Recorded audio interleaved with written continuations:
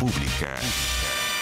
¿Qué tal? ¿Qué tal? ¿Cómo les va? Muy buenas noches, qué gusto saludarlo como cada jornada a las 11:01 en esta jornada de día martes, en vivo y en directo para todo el país, con un día que ha sido muy, pero muy político, sobre todo en el Congreso Nacional, donde el Senado finalmente decidió no validar la acusación constitucional en contra del exministro Diego Pardo.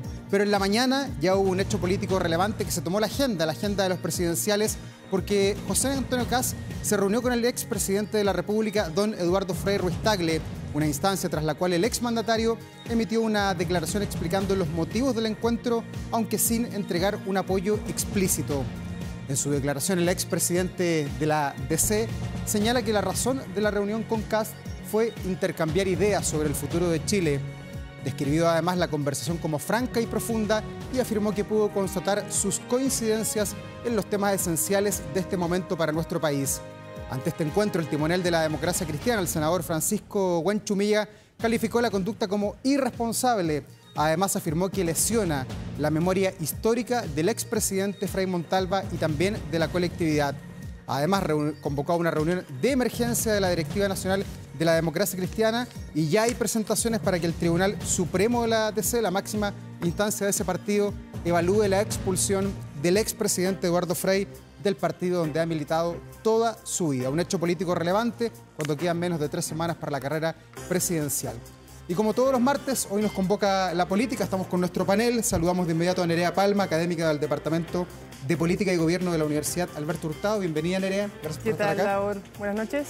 Y también Gonzalo Miller, director del Centro de Políticas Públicas de la Universidad del Desarrollo. Bienvenido, Gonzalo. Muchas gracias, David. Buenas noches, Nerea. Bueno, partamos hablando sobre esta fotografía, porque es lo único que conocimos durante la jornada. ¿Cuánto mueve la aguja? ¿Era esperable? No sé cuál es la interpretación que tienes tú, Nerea. Sí, súper interesante, porque es un expresidente y ha sido un actor relevante dentro de la política tradicional chilena desde la vuelta a la democracia en adelante.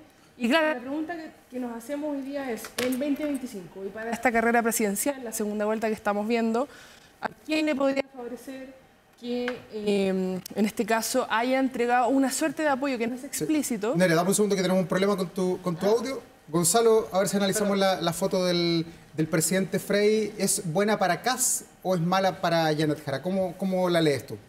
Lo primero, no es una casualidad, ¿no? Yo creo que aquí hay primero aprendizaje sobre errores y segundo hay una estrategia. Aprendizaje sobre errores, ¿por qué? Porque José Antonio Kast tuvo una segunda vuelta desastrosa en 2021, no entendió nunca que tenía que moderarse, el presidente Gabriel Boric sí lo entendió y le terminó ganando la segunda vuelta. Ahora hay una estrategia, ¿no? Claramente hay un aprendizaje sobre errores. Primero, ayer se junta con la familia de Sebastián Piñera, un presidente con el cual tuvo graves conflictos, un desencuentro muy fuerte y que eran un apoyo importante de la candidata Evelyn Matei. Se reúne con ellos ayer y hoy día da un paso más y se reúne con el expresidente Frei. ¿Cuál foto es más importante, la con Cecilia Morel o la con Eduardo Frei? Yo creo que ambas contribuyen a lo mismo, a esta estrategia de moderación. Un José Antonio Kast que es capaz de ir más allá de su propio redil, del propio Partido Republicano. Abre las puertas a Chile Vamos, recibe el apoyo de los otros candidatos presidenciales. Con personas con las que había tenido diferencias graves, como con la familia Piñera y el expresidente, va, le tiende la mano, es bien recibido, recibe su apoyo. Y hoy día, algo que sorprende, ¿no? Sorprende porque en la primera vuelta el presidente guardó silencio, el presidente Frei. Se especuló mucho si iba a apoyar o no iba a apoyar a Evelyn Matei, finalmente guardó silencio. Pero una semana después de la elección, un poco más, vemos que da una señal muy concreta de decir que hay coincidencia en lo importante para los chilenos, coincidencia en lo sustancial, y al final las medidas se ven por los efectos que provocan. No fue indiferente para la democracia cristiana, no fue indiferente para Janet Jara. Yo creo que en esta, punto para Kast. Nerea, ¿cómo lo ves tú? ¿Perjudica a Janet Jara efectivamente por sobre todo el anhelo que había de conquistar a la exconcertación, que algunos se fueron con Evelyn Matei, por ejemplo? Sí, puede ser que afecte al sector, por ejemplo, de la exconcertación, que se fue con Evelyn Matei y que es una exdemocracia antigua, quizás que ya se salió de la democracia cristiana, pero yo quisiera agregar otro elemento al análisis, que es si es que está en disputa el votante Parisi, ¿ya? Que es un votante que en general ve a la política chilena tradicional con malos ojos. Lo que nos tenemos que preguntar nosotros es, ok, el apoyo de Frei, o implícito, ¿cierto?, para intentar ser conservador en ese sentido, ¿A quién podría favorecer, a quién podría mover la aguja, por ejemplo, para el votante Parisi? Obviamente asumiendo que el votante Parisi está muy, digamos, emocionado por seguir las noticias chilenas en términos de política, cuando muy probablemente no está muy interesado en la política por toda esta desilusión de la política que existe por diferentes razones, casos de corrupción, etcétera. Pero me parece que hay algo ahí interesante, ¿cierto? Que es un apoyo desde la política tradicional chilena a un candidato, ¿cierto? En este caso, que podría hacer pensar al votante Parisi, oye, mira, a mí no me interesa la política tradicional chilena. Frey es, digamos, un expresidente muy conocido, parte de la política tradicional, por lo tanto, a mí esa línea no me gusta. Gonzalo, ¿y esto se empata esta fotografía con una eventual foto de Janet Jara con Michelle Bachelet, que hoy día escuchaba que están tratando de buscar un gesto de la expresidenta, o eso no mueve la aguja porque se sabe que Michelle Bachelet está con Janet Jara? De hecho, la presidenta lo dijo que votaba por ella en primera vuelta, ¿no? Es parte de su electorado natural y fue uno de los apoyos críticos, recordemos, después de la primaria. Está difícil empatar, porque que Michelle Bachelet apoye a Janet Jara no es equivalente, no genera la misma sorpresa, no genera la misma reacción, no genera la misma controversia, ¿no? Pues al final no rompe el molde en el fondo. Los hitos políticos tienen eso, ¿no? No estaríamos conversando hoy día si, por ejemplo, se hubiera reunido con el expresidente Piñera, hubiera habido menos sorpresa que con el expresidente Frey. Entonces, un electorado que parecía muy distante de José Antonio Kast, hoy día ya no lo parece. De hecho, hay exministros de la Concertación también que han dicho, yo anulé el 2021, no voy a anular ahora.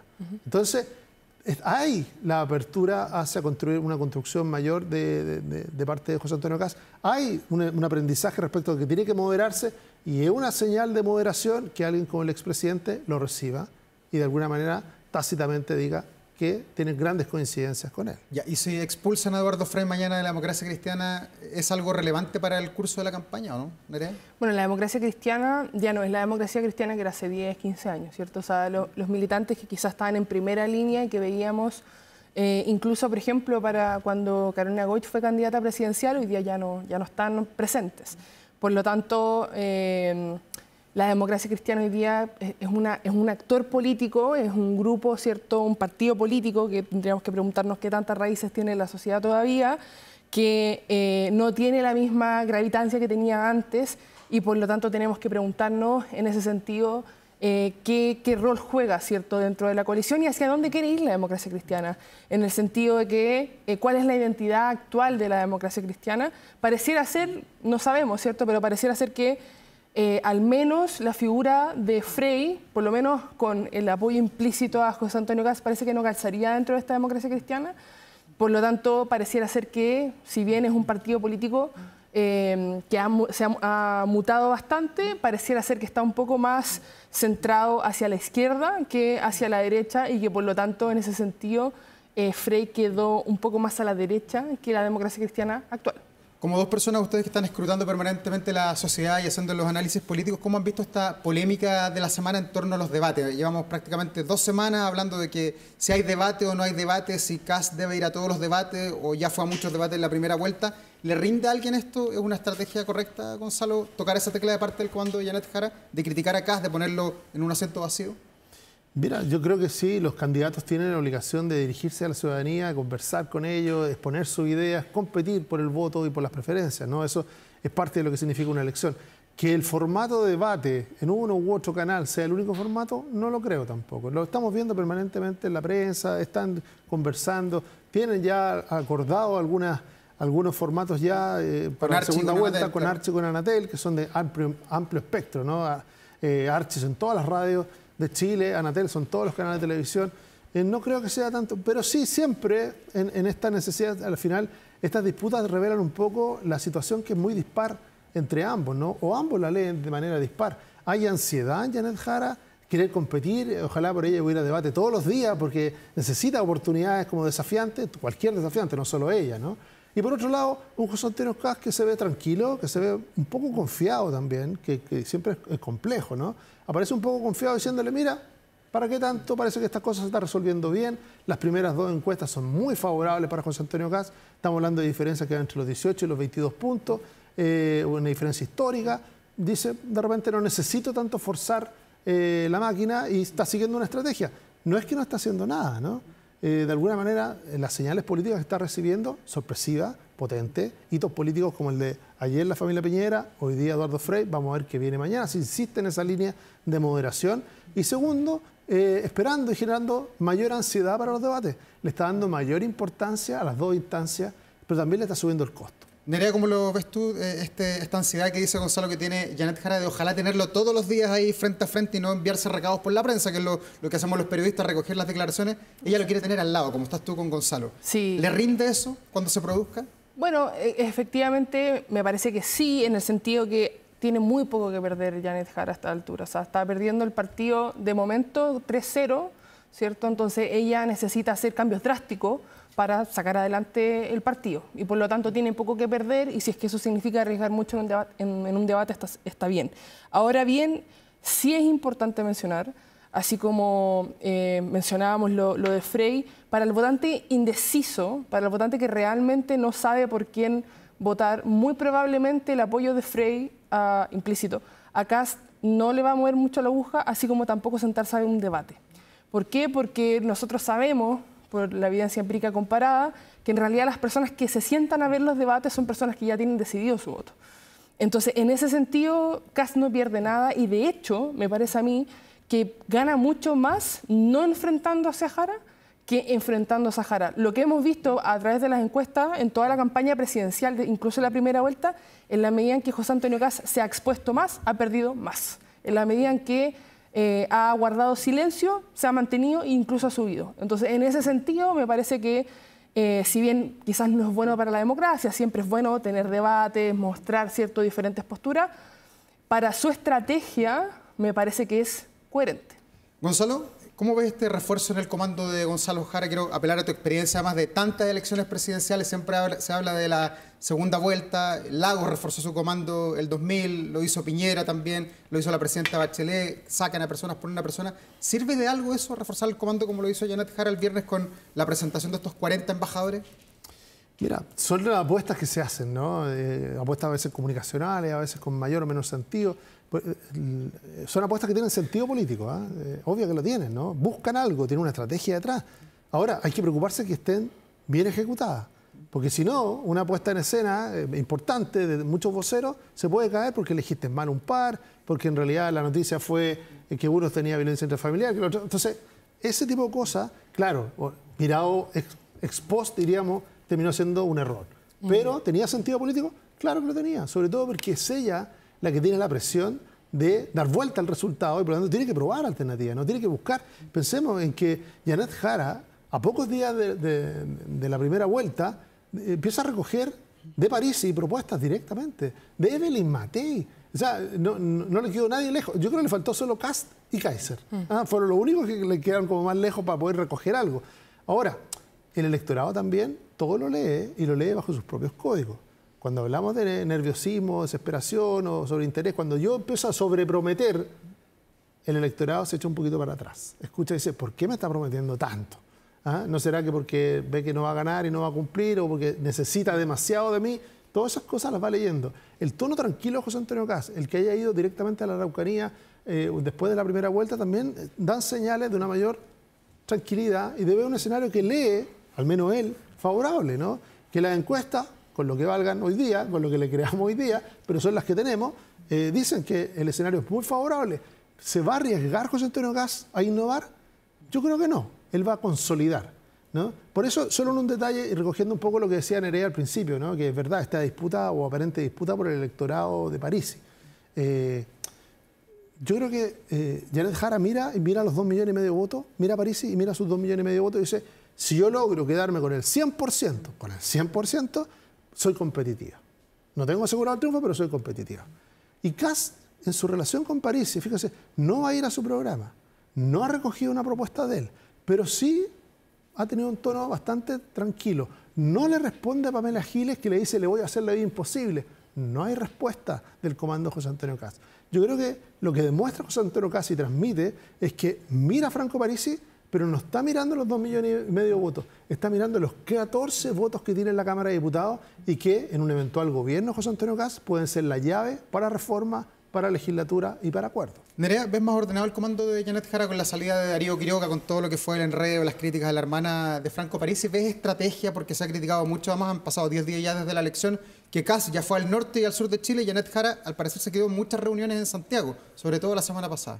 Sí, o sea, obviamente que aquí, como decíamos, ¿cierto? Como pareciera ser, por lo que nos dice la encuesta, y también, ¿cierto?, por el resultado de la primera vuelta, que está difícil robar naturalmente electores o traspasar de la primera vuelta a la segunda vuelta de electores, pareciera ser que hay harta reestructura y harta reunión estratégica que tener, ¿cierto? ¿Y se puede, o sea, eso va a rendir? ¿Se puede dar vuelta el partido en algo? Es que me parece que hay dos niveles. El primer nivel, obviamente, es lo que nosotros vemos, ¿cierto? Electores, a quién va a salir a conquistar, qué va a prometer, qué va a decir, pero también me parece que lo que nos estamos viendo, porque no es, digamos, algo público, es toda la negociación dentro, ¿cierto?, de la coalición para decir, bueno, quiénes van a salir a liderar, quiénes van a poner el pecho ante las balas, ¿cierto? Y sobre todo si es que salen mal, en el sentido de que no solamente pierde la segunda vuelta, sino que adicionalmente por un margen muy grande. Pero el hecho de que Janet Jara esté más dura esta semana, porque la hemos visto mucho más dura en las declaraciones, ya no le dice José Antonio Kast, le dice José Cajaseca,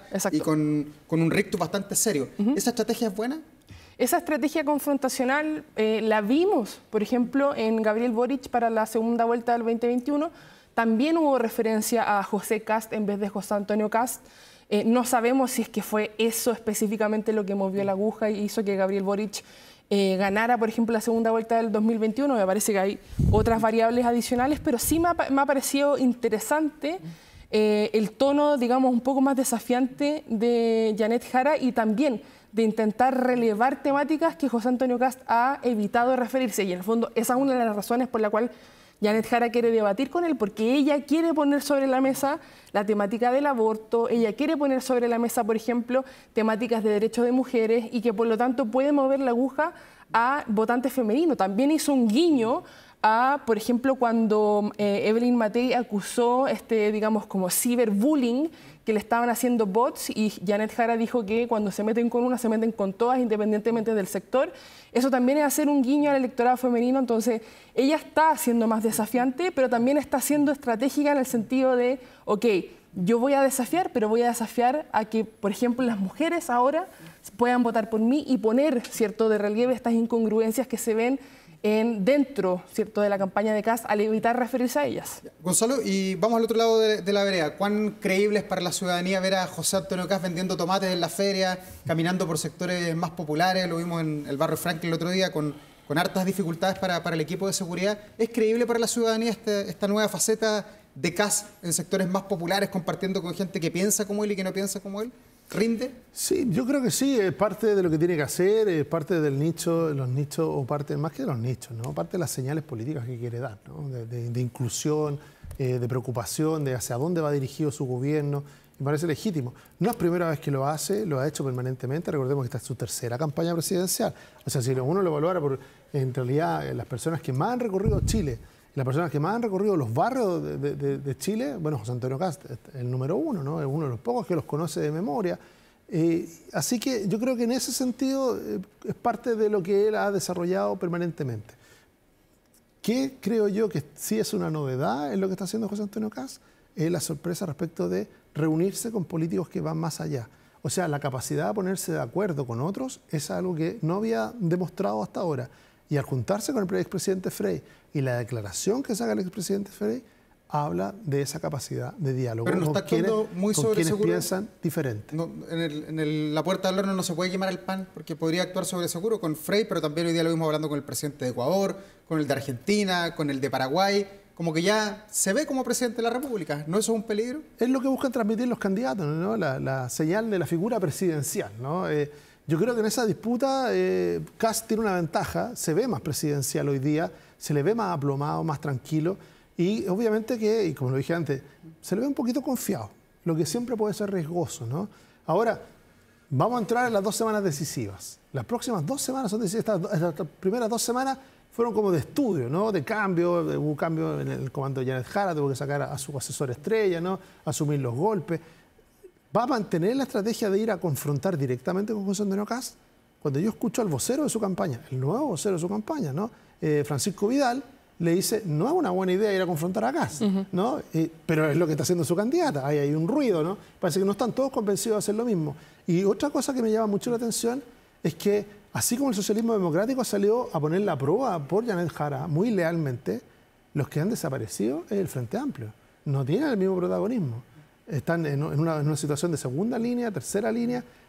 Uno mira, son las figuras de la antigua concertación o del socialismo democrático, la presidenta del PS, quienes aparecen en primera línea. Carlos Minami, Mario Marcel como externo, vuelve a aparecer. Antes la figura Carolina Toá. No hemos visto el mismo despliegue respecto de los rostros y de los liderazgos del Frente Amplio. Entonces, eso también es algo que le hace ruido a la ciudadanía, decirle por qué hay algunos como que se guardan y otros se sobreexponen. Nerea, ¿ves algún flanco débil en José Antonio Kast a esta altura, a casi 3 semanas de la elección presidencial? Eso por un lado. Y lo otro, ¿qué rol debería jugar Evelyn Matei, que hoy día reapareció en las redes sociales, feliz de la vida, dice que está descansando y que va a contestar los mensajes pronto? Exacto. Sí, que bueno, uno de los flancos me parece que es lo que justamente José Antonio Kast está intentando mostrar con lo que decías tú. Por ejemplo, en el caso de mostrarse en quizás ámbitos que uno no pensaría que lo vería, como por ejemplo con los tomates, en el fondo, y para decirlo de manera súper coloquial, como llamado como a recoger la pala y empezar a trabajar con la pala. Que es una de las cosas, por ejemplo, que Franco Parisi ha criticado de otros candidatos de la primera vuelta. Y en ese ámbito me parece que podemos ver un esfuerzo de José Antonio Kast en el fondo, si bien no es natural verlo ahí, porque no lo hemos visto ahí cotidianamente más allá del periodo de elecciones, sí es algo que en el fondo es algo que tiene que trabajar para que no solamente sea, ¿cierto?, una parte de una élite política, de la cual siempre ha sido, sino que también un ciudadano con el cual uno se puede identificar y puede eventualmente el votante Parisi que no le interesa la política tradicional decir, bueno, le voy a dar una oportunidad y voy a votar por él. Entonces ese sería un flanco. Y otro flanco súper importante, me parece a mí, es que si bien le favorece el silencio con, por ejemplo, la temática de género y la temática de las diversidades sexuales, esas contradicciones me parece que en algún momento van a explotar. No porque no se hable, es que no exista, y por lo tanto eso es algo que recurrentemente la campaña de Janet Jara va a empezar a explotar. Y si es que no hay alguna mención al respecto, y ahí quizás pueda aparecer la figura de Evelyn Matei para reforzar, ciertamente que las mujeres, sobre todo jóvenes, que en general a la derecha le cuesta llegar y le cuesta tener su voto, pueden empezar a poner atención al discurso de Janet Jara. Gonzalo, han pasado ya casi 10 días desde la elección, 16 de noviembre, estamos a 25, 10 días, pongámosle. El presidente, 10 minutos, el 26. El presidente Boric ha sido bien prescindente en emitir declaraciones en esta segunda etapa, desde que conocimos los resultados la noche del 16 de noviembre. ¿Ves que se va a mantener así la moneda, que después de tantas críticas que hubo a las vocerías del presidente, a quien encaraba permanentemente a Kast y a otros candidatos, se asumió de que eso fue un error en los primeros días de la primera vuelta? Bueno, así lo decía el propio senador Quintana, el PPD, ¿no? Que en el fondo invisibilizaba un poco a la candidata en la excesiva vocería. Exceso de protagonismo, dijo Quintana. Sí, pero yo creo que ese protagonismo también tiene que ver con que durante el mismo periodo, ¿no? José Antonio Kast lo atacó duramente al presidente Gabriel Boric.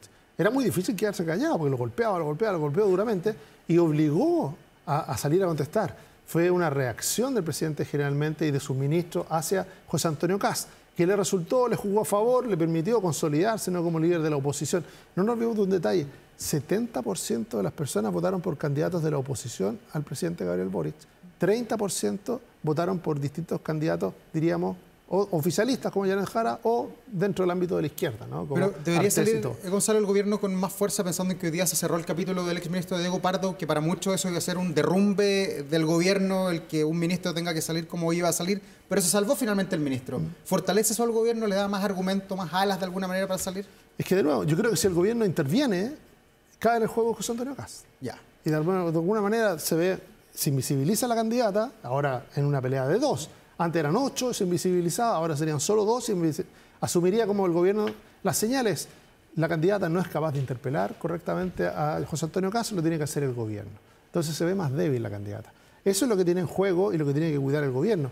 Pero yo no tengo ninguna duda que José Antonio Kast apenas parta la franja electoral nos vamos a dar cuenta que va a ir por el gobierno y va a ir por Gabriel Boric. ¿Por qué? Porque tiene la lectura de que el 60% de los chilenos desaprueba al actual gobierno y no estaría dispuesto a votar por su continuidad. Bajo ese supuesto, yo creo que el gobierno inevitablemente lo vamos a ver volver a salir a conflictuar o a contestar a José Antonio Kast. ¿Coincides con él? ¿Va a ser el presidente Boric una persona ausente de esta segunda vuelta? Sí, y debería serlo, no solamente porque es el presidente de la República, sino que adicionalmente porque lo que está intentando hacer la campaña de José Antonio Kast de manera muy hábil es convertir esto en una suerte de plebiscito de continuidad o cambio, ¿cierto? Entonces, si estás de acuerdo con la continuidad, vota por Jara. Si estás de acuerdo con el cambio, independientemente del cambio, hacia dónde, por qué, no importa, cambio, ¿cierto? Y eso es muy hábil porque eso permite, en una idea súper abstracta de cambio, poner todo lo que tú pienses que cabe en ese saco, ¿cierto? Entonces te evitas tener que decir, por ejemplo, vamos a derogar el aborto o vamos a recortar en 6.000 millones de pesos el presupuesto, ¿cierto?, del Estado. Cambio es una categoría súper amplia donde de nuevo cabe todo. Entonces, en ese sentido, me parece a mí que el camino se ve súper claro para José Antonio Kast, donde a menos que pase, ¿cierto?, algo bastante sorprendente, debería mantenerse en esa ruta que le ha dado rédito y que adicionalmente le permita no enfrascarse en discusiones directas con Janet Jara y no salir a dar declaraciones que pueden, en el fondo, hacer tambalear el tablero, porque de nuevo, lo que vimos en primera vuelta es que en cuanto empezó a hacer eso, es cuando empezó a bajar su intención de voto y empezó a migrar hacia Kaiser. Por lo tanto, en este caso, si bien es difícil que un votante Kast pase a ser votante de Janet Jara, nunca se puede descartar nada, la carrera todavía está abierta y, bueno, como siempre decimos, al final del día los partidos hay que jugarlos.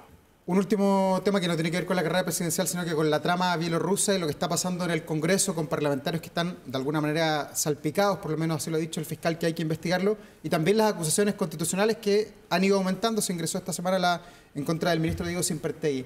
¿Cómo analizan ese tema y qué puede pasar en Chile con la tensión, Gonzalo, entre el Poder Judicial y el Poder Legislativo? Es que no creo que haya una tensión entre el Poder Judicial y el Poder Legislativo. Pero va a ser el cuarto ministro que podría caer. Pero lo que hay, el problema es que hay un caso de corrupción tremendo en el Poder Judicial, ¿no? Y de alguna manera el propio Poder Judicial quiso pasar muy rápido por ahí, pensó que saliendo Vivanco y el juez Muñoz era suficiente, no pasaba nada. En el caso del Poder Judicial, solo la ministra Vivanco, recordemos, fue el Congreso el que sacó también al juez Muñoz junto a la ministra Vivanco. Y a Ulloa después al ministro Ulloa. Lo más probable es que también sea aprobada la del ministro Sempitergue, son parte de la misma trenza.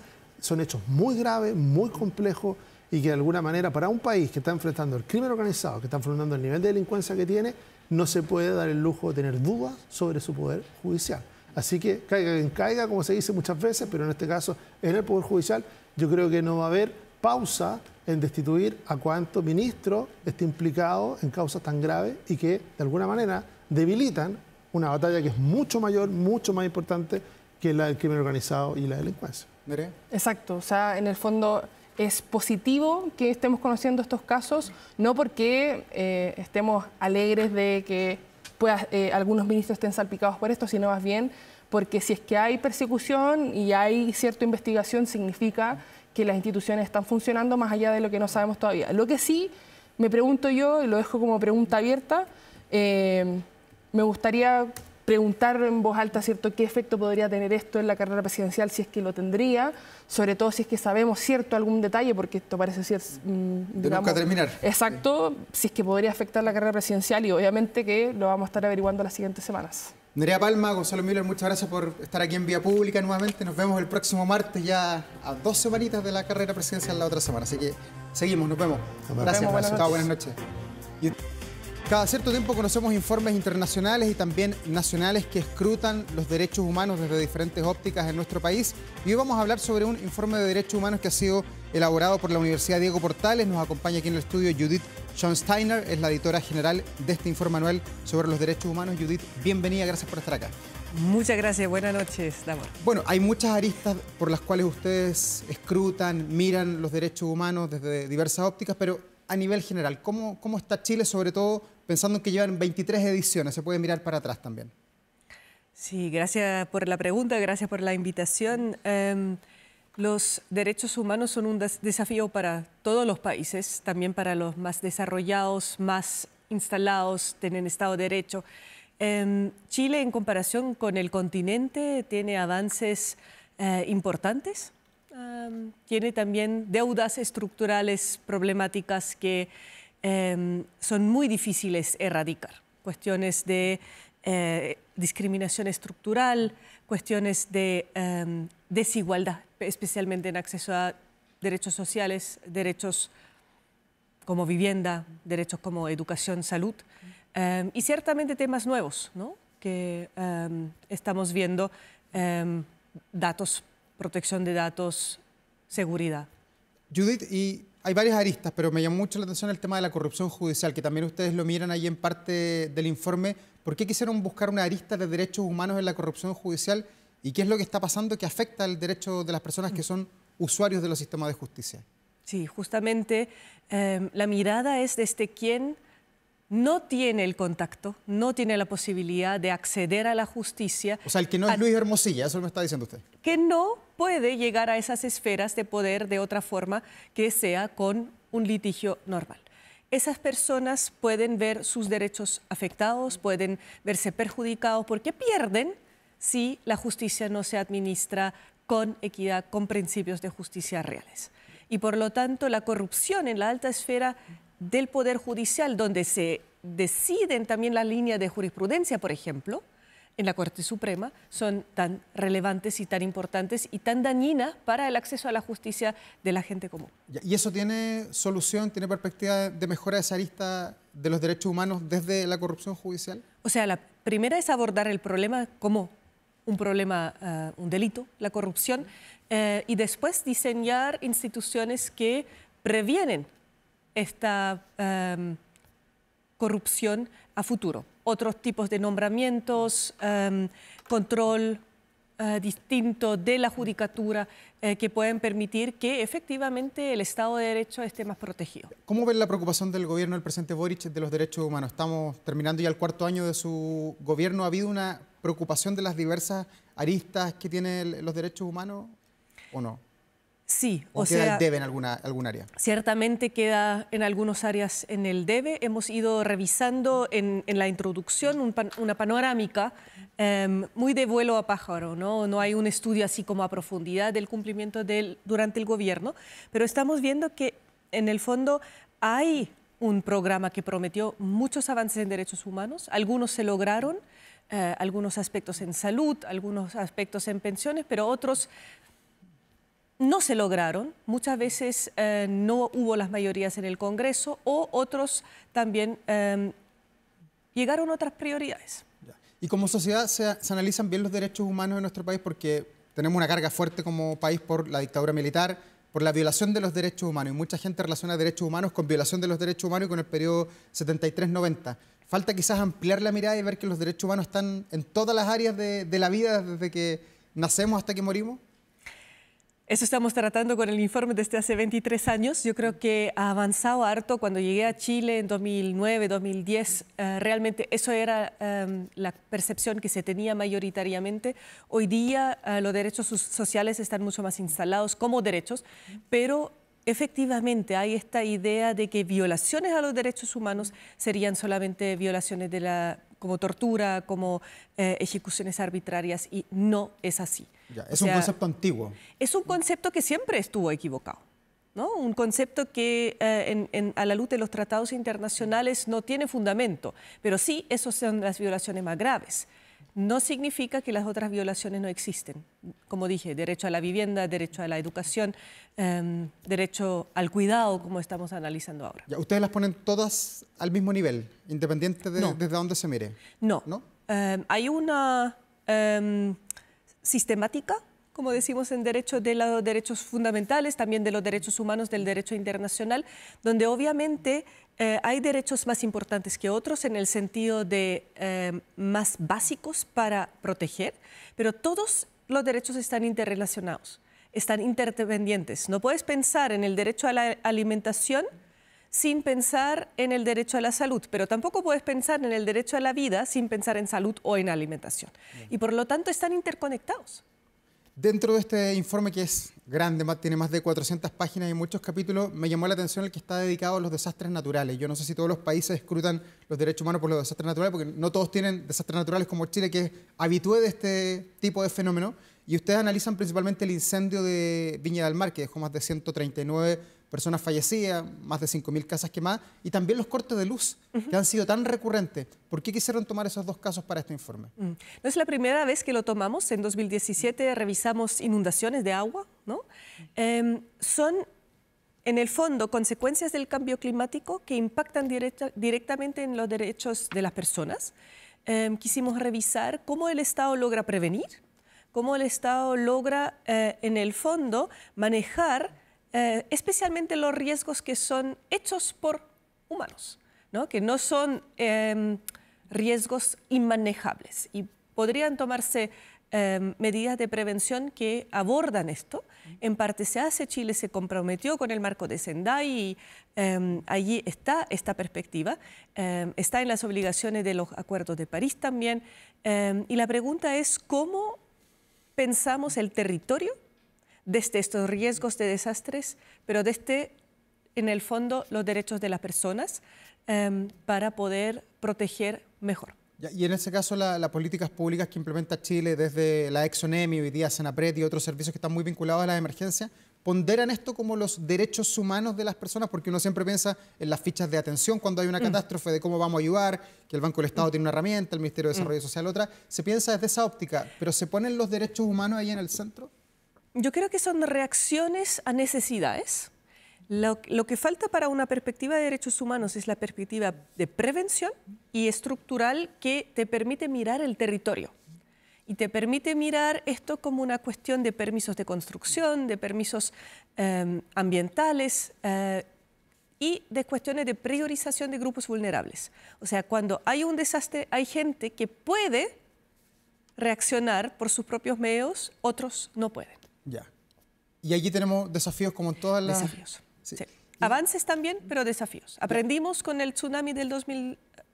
Del 2010 que lo vivimos. Aprendimos, pero hay que avanzar. Por ejemplo, aprendimos en los avisos para personas no videntes, para personas sordas, pero necesitamos también pensar en la planificación territorial, dónde construir, cómo construir y dónde no construir. Judith, y en la mirada un poquito más amplia, aprovechando que tienen 23 ediciones de este informe anual de los derechos humanos en Chile, ¿hay mayor énfasis en los gobiernos de izquierda o de derecha sobre los derechos humanos, o es la misma mirada de todos los gobiernos, independiente de cuál sea su sello político? Porque se tiende de repente a pensar que a lo mejor los gobiernos más progresistas están más preocupados de los derechos humanos. ¿Eso es así o es un mito?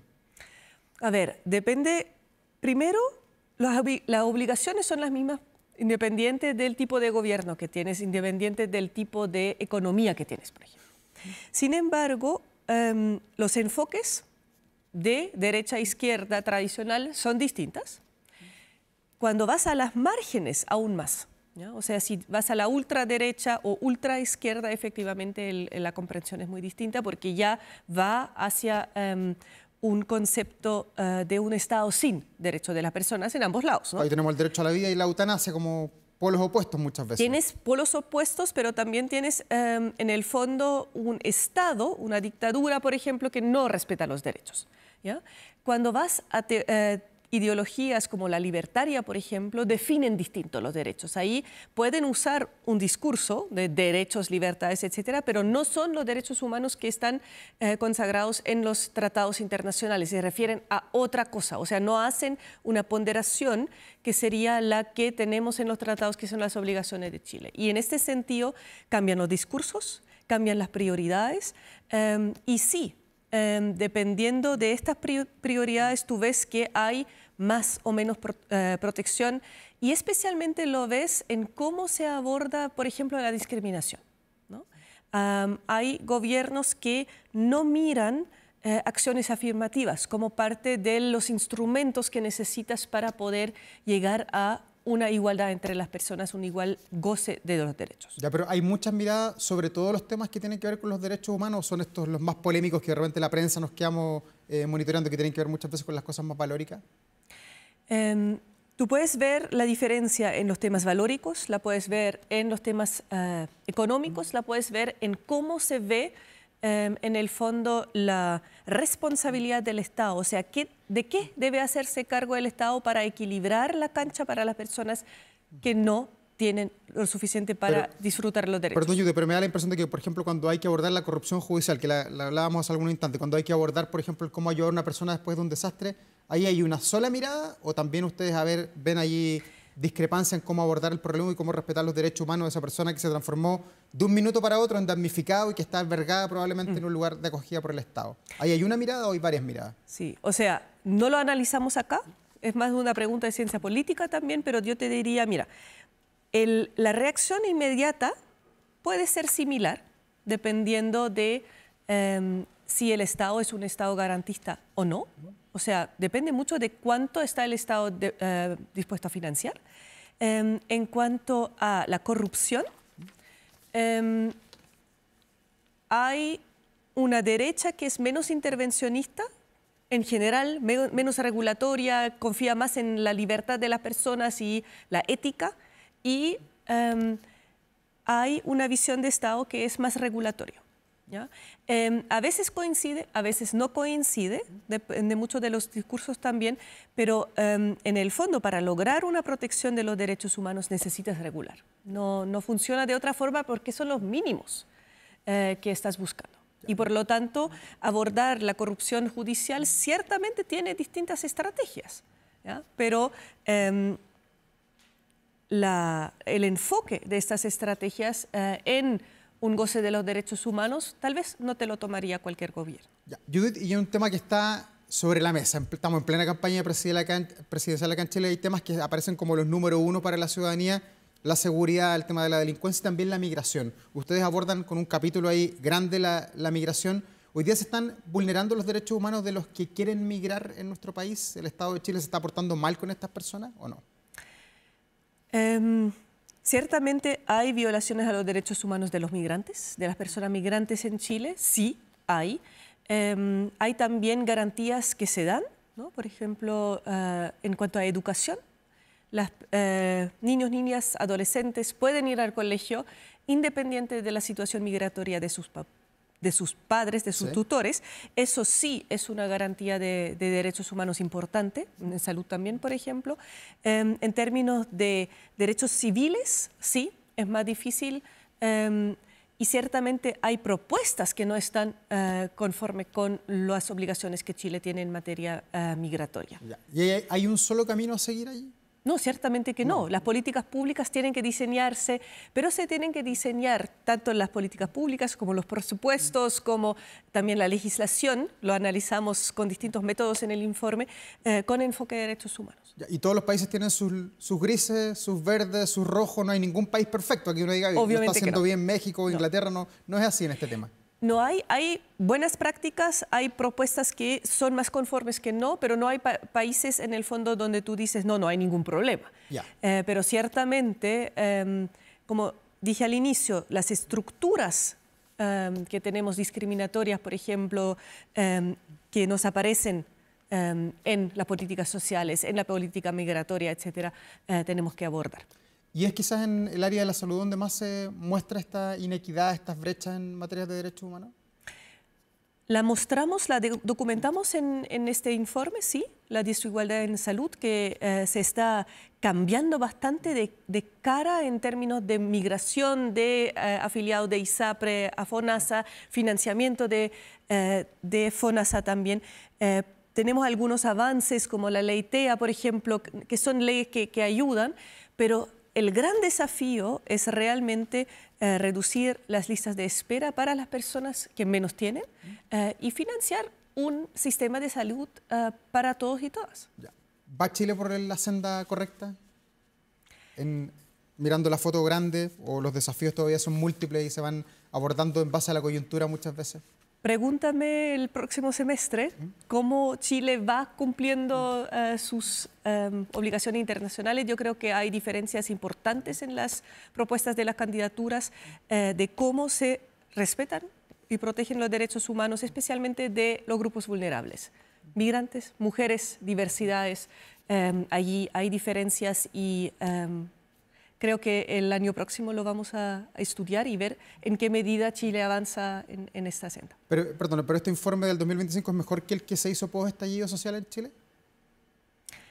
¿El informe? El informe sí, comparado con el de haber sido el del 2019-20. Sí, allí hubo un problema concreto que abordamos. Pero que fue estructural, fue un problema que desbordó. Sí. Después tuvimos que estudiar por varios años violencia policial, abordaje de estas violaciones de derechos humanos. Tenemos reformas pendientes, ¿no? La reforma de pensiones es un avance, le falta. La reforma de salud está pendiente, claramente pendiente, y se desaprovechó una oportunidad cuando se hizo el rescate de las ISAPRES de condicionar en el fondo el sistema de salud para que los problemas estructurales se puedan abordar. Yo creo que ahí hay un tema que nos acompaña. Judith Schatzsteiner, editora general del Informe Anual sobre Derechos Humanos en Chile de la Universidad Diego Portales, muchas gracias por estar acá y seguiremos, por supuesto, atentos a la versión del otro año. Muchas gracias, y este está online desde hoy día para descargarlo como ebook. ¿En la página de la UDP? ¿No? En la página del Centro de Derechos Humanos de la UDP, en la página de la Facultad de Derecho. Muchas gracias por estar aquí. Muchas gracias, Davor, por la invitación. Gracias, buenas noches. Y nosotros vamos a la pausa aquí en Vía Pública. Volvemos enseguida con más información.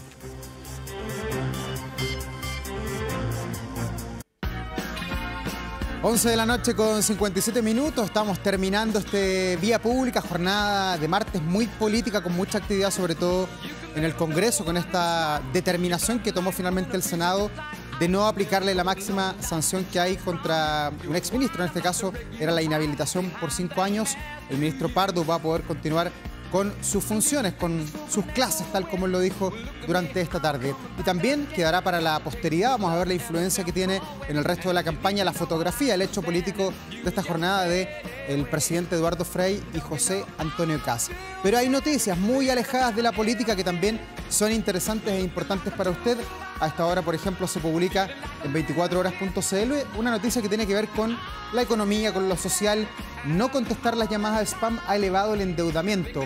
¿Cuántas veces al día lo llaman? Números 600 y 809 son los prefijos anti-spam que a 3 meses de su entrada en vigencia han generado un efecto colateral. Claro, porque uno ve el teléfono, ve el celular, ve 600, ve 800 y ya muchas veces simplemente corta, no tiene mayor interés porque son de alguna oficina comercial.